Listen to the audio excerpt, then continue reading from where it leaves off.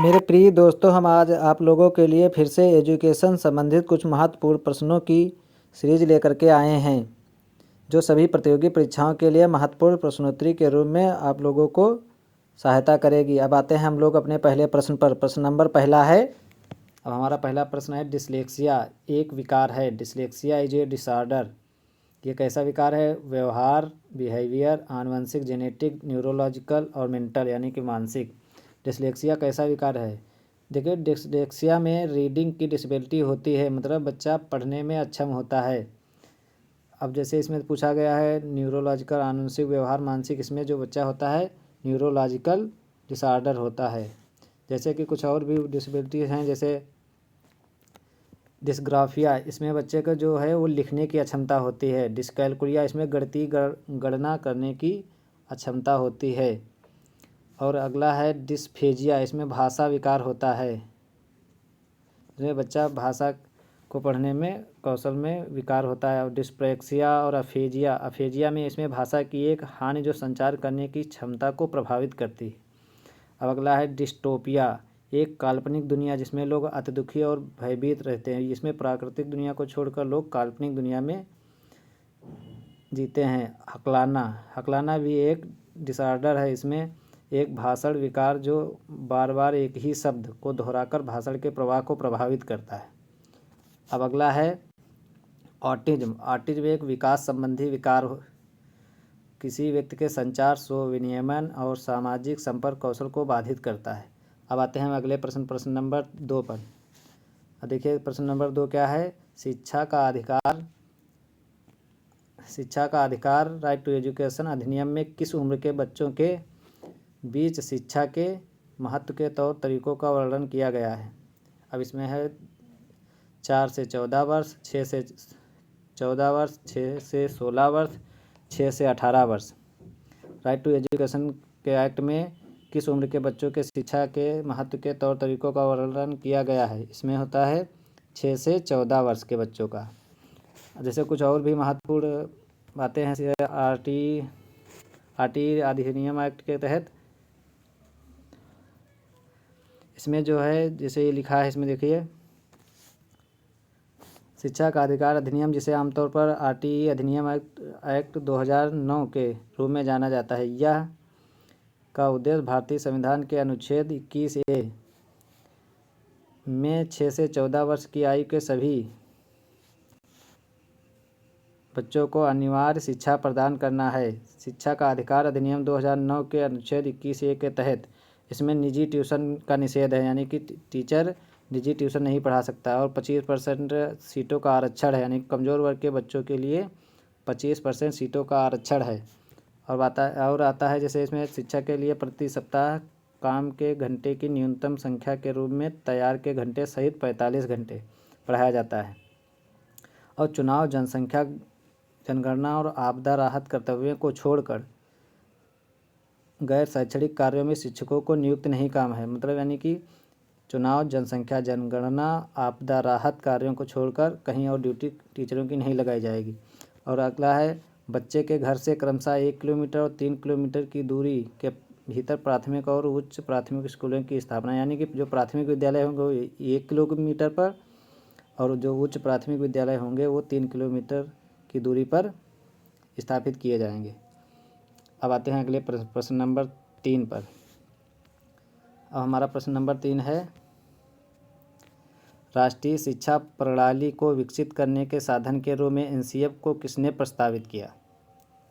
अब बताइए, राष्ट्रीय शिक्षा प्रणाली को विकसित करने के साधन के रूप में एनसीएफ को किसने प्रस्तावित किया?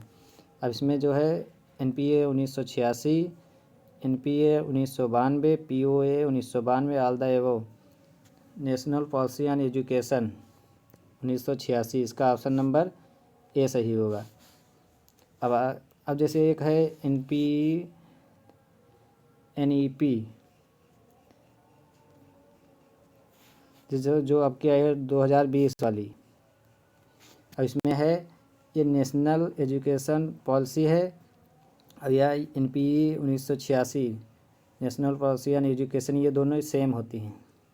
अब आते हैं प्रश्न नंबर 4 पर। सृजनात्मकता मुख्य रूप से संबंधित होती है creativity is primarily related to अपसारी चिंतन, मॉडलिंग, अभिसारी चिंतन, कन्वर्जेंट थिंकिंग, अनुकरण। सृजनात्मकता यानी क्रिएटिविटी किससे संबंधित होती है? ये संबंधित होती है अपसारी चिंतन, यानी कि ऑप्शन नंबर ए सही डाइवर्जेंट थिंकिंग पर। अब आते हैं अगले प्रश्न नंबर 5 पर। प्रश्न नंबर 5 है, बच्चे जैसा व्यवहार करना एक उदाहरण है।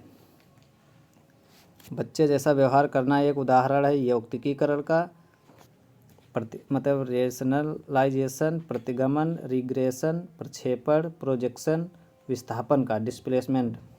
बच्चे जैसा व्यवहार करना यानी कि बच्चा रिग्रेशन मतलब जैसे रोने लगता है या किसी को देखकर उसमें प्रतिगमन होता है। ऑप्शन नंबर बी सही है। अब आते हैं हम लोग अगले प्रश्न नंबर 6 पर। प्रश्न नंबर 6 है, निम्न में से कौन सा तरीका प्रत्यक्ष समायोजन का है? इसमें बताइए कौन सा तरीका प्रत्यक्ष समायोजन का है? प्रक्षेपण, प्रोजेक्शन यानी कि दमन, रिप्रेशन, प्रतिगमन, रिग्रेशन, लक्ष्यों का प्रतिस्थापन यानी कि सब्स्टिट्यूशन ऑफ गोल्स। कौन सा तरीका प्रत्यक्ष समायोजन का है? इसमें होगा आप लक्ष्यों का प्रतिस्थापन, ये जो है यही वाला प्रत्यक्ष समायोजन का है। ऑप्शन नंबर डी 6 का है, ऑप्शन नंबर डी सही, सब्स्टिट्यूशन ऑफ गोल्स। अब आते हैं अगले प्रश्न नंबर 7 पर। प्रश्न नंबर 7 है, समावेशी शिक्षा विकलांगता का कौन सा नमूना है? जो समावेशी शिक्षा है ये विकलांगता का कौन सा नमूना है? यानी कि inclusive education is model of disability. इसमें जो है समावेशी शिक्षा में चिकित्सा मॉडल, ये भी नहीं होगा, सामाजिक मॉडल, शैक्षणिक मॉडल और पुनर्वास मॉडल। इसमें कौन सा होगा बताओ? समावेशी शिक्षा विकलांगता का कौन सा मॉडल है?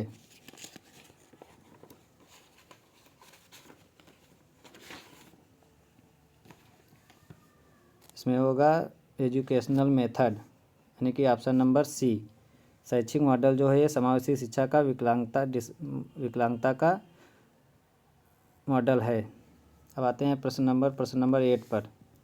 कोहलबर्ग के नैतिक विकास के चरणों के अनुसार व्यक्ति निम्नलिखित अवस्था में अन्य लोगों के आशाओं और इच्छाओं के अनुपालन के संदर्भ में सही या गलत मानता है। यानी कि कोहलबर्ग के नैतिक विकास के चरणों के अनुसार व्यक्ति निम्नलिखित अवस्था में अन्य लोगों के आशाओं और इच्छाओं के अनुपालन के संदर्भ में सही या गलत मानता है।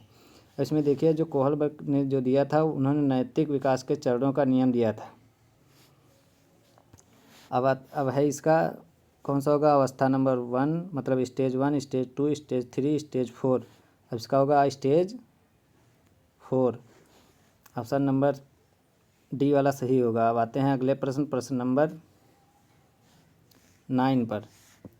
9 है, ADHD का विस्तारित रूप है। इसमें तो कुछ नहीं, अब इसका फुल फॉर्म बताना है। ADHD का मतलब होता है अटेंशन डेफिसिट हाइपरएक्टिविटी डिसऑर्डर, यानी कि ऑप्शन नंबर इसका सही होगा डी वाला, अटेंशन डेफिसिटी हाइपरएक्टिव डिसऑर्डर। अब आते हैं क्वेश्चन नंबर 10। किसी विद्यालय पाठ्यक्रम की सर्वाधिक सटीक परिभाषा है। बताओ विद्यालय की सर्वाधिक सटीक परिभाषा कौन सी है? किसी विद्यालय पाठ्यक्रम की सर्वाधिक सटीक परिभाषा है पाठ्यक्रम की पूर्ण सारणी, विद्यार्थियों के क्रियाकलाप में वृद्धि लाने हेतु प्रयोग की जाने वाली सभी सामग्री। ऑप्शन नंबर सी, विद्यालय में संगठित अनुभवों का पूर्ण सेट, शिक्षार्थियों को दिए जाने वाले ज्ञान का कुल योग। आपका कौन सा सही होगा? किसी विद्यालय पाठ्यक्रम की सर्वाधिक सटीक परिभाषा है ऑप्शन नंबर ए, पाठ्यक्रम की पूर्ण सारणी। जैसे कि पाठ्यक्रम में जो होता है, ये देखो दिखाओ, विद्यालय पाठ्यक्रम में विद्यालय के संपूर्ण शैक्षणिक गतिविधियाँ शामिल होती हैं। यानी कि विद्यालय के पाठ्यक्रम में शैक्षणिक गतिविधि संपूर्ण शैक्षणिक गतिविधियाँ शामिल होती हैं, जैसे कक्षा शिक्षण